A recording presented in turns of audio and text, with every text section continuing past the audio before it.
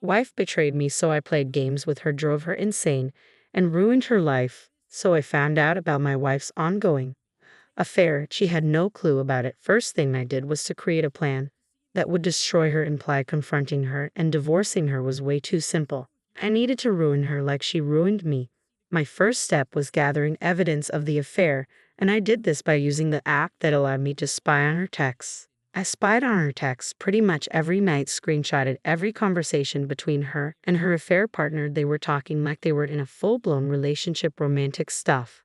Active pictures, the whole bag. Around this time, I moved on to the making her life a disaster phase of my plan. I started acting extremely cold towards her. This made her paranoid. She'd ask me if I was doing okay all the time, but I'd brush her off. She'd try to talk to me and get me to open up, but I avoided her. I could tell this took a huge toll on her mentally, but I was only getting started. I also began doing things out of the ordinary. I start going out at odd times and coming home extra late from work in her presence. I was on my phone a lot more than usual, and when she asked, "What are you up to?" I simply said, "Just stuff," and put my phone away. I also changed my login info on everything so she couldn't access any of my stuff. Around this time, I clued my best friend though my plan, as well as telling my older sister and two more of my closest friends, Joe and Brittany, what was going on. Make note of Brittany. She comes into play down the road. About 1 month of acting cold towards my wife is all it took for her to completely lose her marbles. She started texting and calling me a lot more frequently now, asking me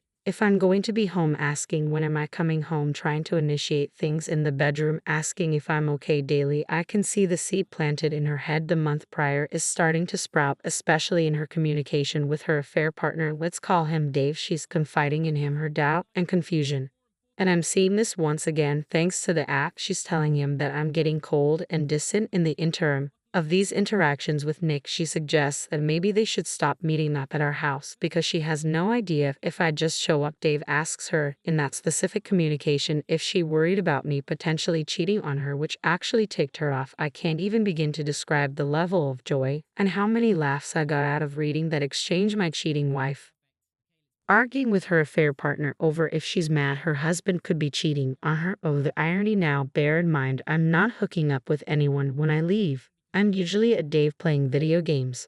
Well, fast forward now, another 4 months, 4 long months of keeping my mouth shut, gathering evidence, and driving my wife mad by acting cold and distant. She had started nearly slipping into psychosis, and I was relishing in it. I've been in my affair for 5 months now, and it's been 5 months since I even touched her. No hugs, no kisses, no initiation of intimacy. Not like she needed it, though she was still sleeping with Nick just at his place or at motels.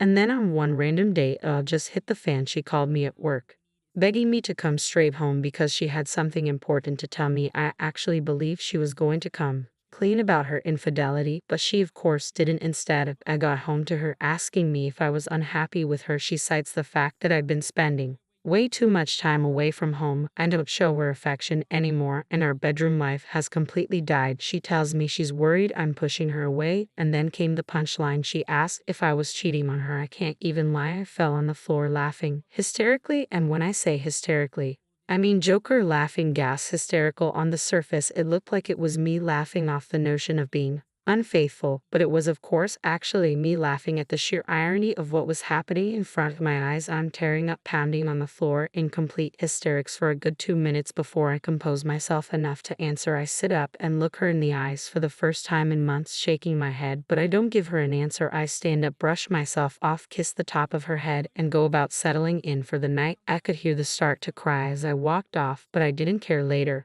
that night, as I'm in my office, I decide, you know what, given the brevity of what happened, I wanted to see what she was telling him, so I fire up the app, and sure enough, they're actually texting in real time. She tells Nick I know he's cheating on me. I asked him tonight, and he literally laughed in my face. He fell on the floor and laughed for like 5 minutes. He doesn't even care how I feel anymore. I don't know how or why, but he's gone. I know I've lost him. This is karma. I know with the smile I had on my face, reading that must have resembled the Cheshire cat she was breaking. Dave attempted to console her, saying that if I cared enough for her, she wouldn't have had to come to him to give her what I wasn't giving her, but the tone of her responses told me she was having doubts about him now. During all of this, I was also exacting yet another part of my plan for payback. This part involved getting all of my affairs in order financially. You see, not too long ago, I had met with a family attorney to get the ball rolling on divorce paper. With the mountain of evidence I piled up to that point, the overwhelming amount of proof I gathered displaying Sue's infidelity pretty much solidified that I could nail her to the wall in a divorce case. My lawyer instructed me to get all of my financials in order in preparation for whatever division of assets might come as a result. I went one better than that, though, secretly pulling all of my money out of our joint account and putting it in my personal account. I also started shopping around for an apartment as part of this phase, so about a month goes by after the incident of me dropping to the floor and laughing, and I've yet to change my behavior towards my wife. In fact, I've ramped it up, and if she wasn't psychotic, yes, she sure is now. This is the time is where my friend Brittany comes into play. For context, and my wife have never been what you call close. I met Brittany freshman year of high school, 2 years before I met my wife. Even way back then, my wife has seen Brittany as a threat, as she's my closest female friend. There's always been an implied I don't trust her for my wife regarding Brittany. Anyway, one night, Brittany, Dave, Joe, and I gathered at Joe's house for dinner and drinks, while being the evil mastermind she is, comes up with an evil idea to trigger my wife. She suggests that we take some photos in the same vein of the photos I discovered of my wife and Nick months prior and post them to my Facebook, and that's just what we did. It wasn't until 2 days later that Sue got wind of it, as I'm guessing a few friends noticed my updates and saw how uncomfortably close I was with Brittany. This really messed our mind up because she still believed I was cheating. That same night, she tried to scold me for being so handsy in the pictures. I saw this as a golden opportunity to deliver the lead jab for my knockout blow. I said, "So what about the pics with you and Nick from last year? He was pretty handsome in them, but did you see me get bent out of shape over it? She looked like a deer in headlights." It was the first time I even mentioned the dude's name throughout all of this. The hamster wheel in her head started rolling in real time as she tried to explain away those pics and explain away she did. He's that way with everyone. He's just a really friendly guy. I can see how it looks, but there's nothing there. I'm sorry if those pics hurt you, I'll delete them. No, the pics aren't what hurt me. The year you've been sleeping with the dude whilst lying to me that you're working extra hours and hanging with friends is what hurt me. But vengeance is a dish best served cold. From that night, my wife was being extra special, clingy, and attentive to me. She tried to initiate affection and intimacy with me, and I'd stonewall her at every chance. All the while, I'm still archiving everything she's saying to Nick. Mind you, by this point, I had long since gone numb. Any desire I might have had to save my marriage was dead. I checked out the day I enacted the first phase of my plan. She's confiding in him that I've gotten worse, that she doesn't know what to do, and she feels like I absolutely hate her.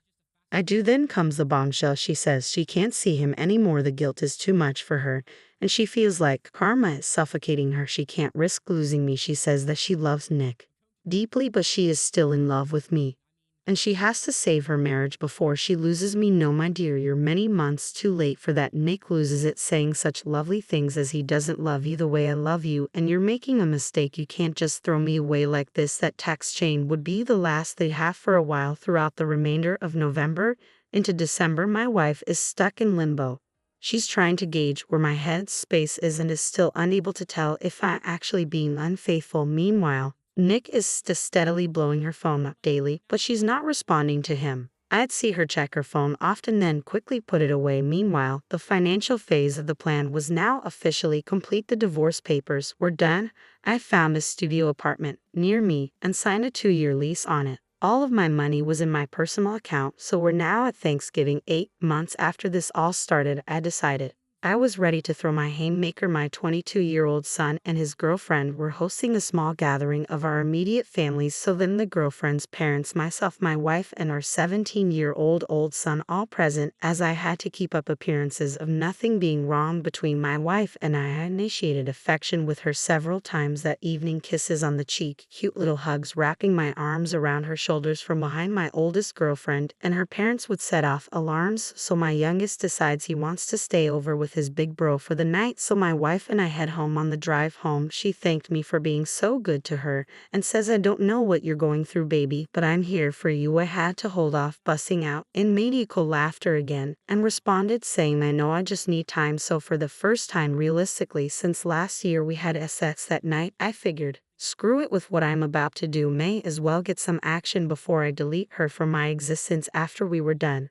I just got out of shower, ate, and went to sleep in my office to her confusion. Though I used her rubber first time to damn decades, I did. She was definitely perplexed by it, but she didn't ask questions. I woke up the next day and checked my handy dandy spy app, and for the first time in weeks she responded to Nick. Dude went full Nala. He professed his love for her, said she was wasting her time trying to rekindle a flame in me that died, that she'd been in a prison with me for 28 years and deserved to experience the love and affection of a man who would cherish her. Mind you, this dude is 27 years old, 5 years older than our oldest son. She responded saying pretty much the same thing she said when last they talked, that she loves him and enjoyed their time together, but she can't lose me. I'm still the love of her life, but she'll always have a place for him in her heart, that they can still be friends if he chooses, but the physical relationship between them is over. He begged her to see him one last time that week, and yeah, you guess it, she said yes, one more for the road, right? Who am I to say anything? That's what I did to her the previous night. Of course, I added all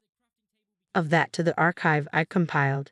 December 4th is when the final phase of Operation Shinobi Ghost started. The divorce papers were in hand. My new place of residence was set up now. I had to slowly start moving my stuff out of the house, but first I had to break the news to my boys. I called my oldest to the house that Friday night, had them join me in my office and laid everything on that table. Not the specifics, but that their mother had been cheating on me for a while, and I was going to be effing for divorce soon. My 17-year-old was especially shaken up by this because he himself had recently experienced his first taste of infidelity. Yep, his first girlfriend had cheated on him just 4 months prior, seeing his heart broken a second time at the idea that his own mother was capable of doing this hit him hard. My oldest took it a lot better and suggested taking his brother in to live with him until this blows over, to which I agreed. We packed up some of his stuff, and he asked me if I was going to be okay. I told him, "Yes, son, I'm going to be all right, and so are you. We're going to be all right, I promise." And then they were off. The hardest part was now over, and it was now time to arm the nukes. Over the next few weeks, day by day, my best friend Dave would help me get a little of my most sensitive stuff out of the house. I gave him a list of all of the definite stuff to grab while my wife and I were at work, and left him the spare key. This was all stuff my wife wouldn't notice was missing unless you told her it was gone. I'd also gotten a new phone and phone number and told everyone who needed to know: Dave, Joe,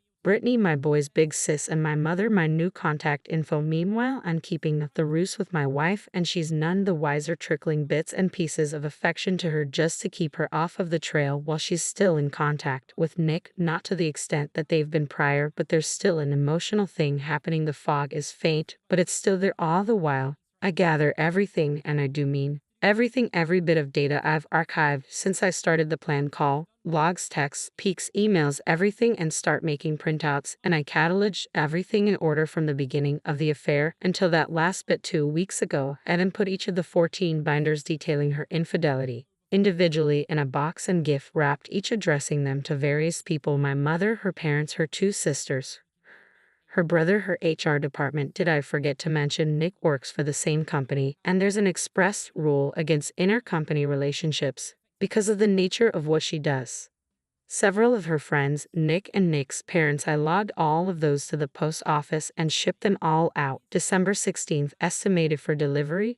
December 22nd, 24th, perfect. So we're now on a Christmas Eve. Sue comes home around the usual time. No idea she'd seen Nick. Had stopped tracking her on the app on the 18th. Figured I'd gotten all the mileage I needed from it as per usual. She showers, hangs out with me a bit, tries to show me love and affection, and I reciprocate, wanting to make the final blow as painful as possible. It was all upon me at long last. The nuke I'd been farming for the majority of this year was finally about to be launched. In the middle of the night, I woke up and wrapped up one of the 3 remaining binders with the divorce papers taped to the inside cover and set it on my side of the bed with a note that said "Merry Christmas" on it. Next to it, I left my old phone and the business card of my lawyer. I packed up the remainder of my most needed items, enough to fill 2 backpacks, and I left the home that I spent 23 years in for the last time. That, my friends, was 1 week ago. To my wife, I and completely off the grid. She's blocked on Facebook, but still hasn't blocked me for some reason, so I'm keeping tabs on the fallout. It's absolutely glorious. My packages have reached everyone I sent them out to, and my soon-to-be ex-wife is getting crucified. Her youngest sister completely dressed her down. Both of her parents have condemned her. My mom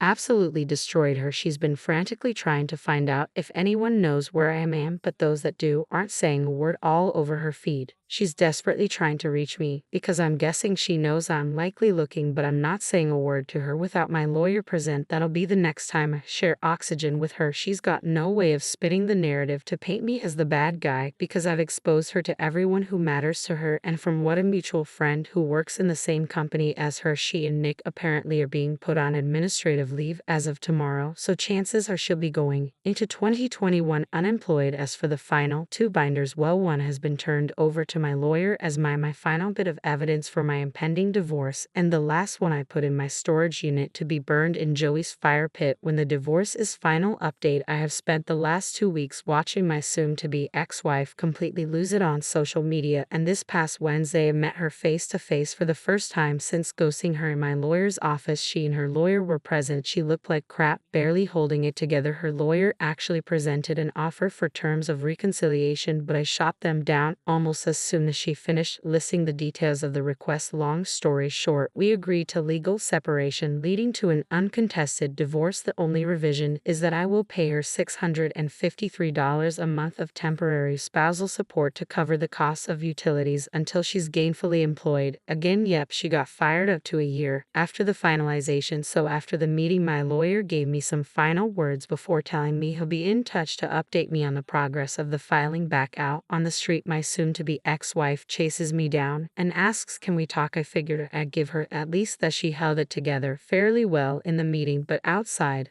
let the waterworks flow, saying how sorry she was and how she never meant it to go as far as it did. She says she never expected to fall in love with Nick, but knew when she thought I was cheating how wrong it was to betray her own husband in such a way. She asked if I could ever find it in my heart to forgive me, and that maybe in a few years we could try to start over, that she can't imagine what her life is going to be without me. I tell her to start imagining it soon, because this will be the last time I ever speak to or see her. I've told her that her 17-year-old is almost a man and bold enough to make his own choices as to his own future. I say that I gave her half of my life and every ounce of love I had unconditionally, and she, in her own words, fell in love with another man, that there is absolutely no chance of me ever forgiving her, that all of the love I had for her was slowly killed all of those months that she confided and professed her love to Dave rather than coming to me and telling me she had any form of issue with how things were going with us. I told her I loved who she once was, but I hate who stands before me, and that if I never see her again it'll be too soon.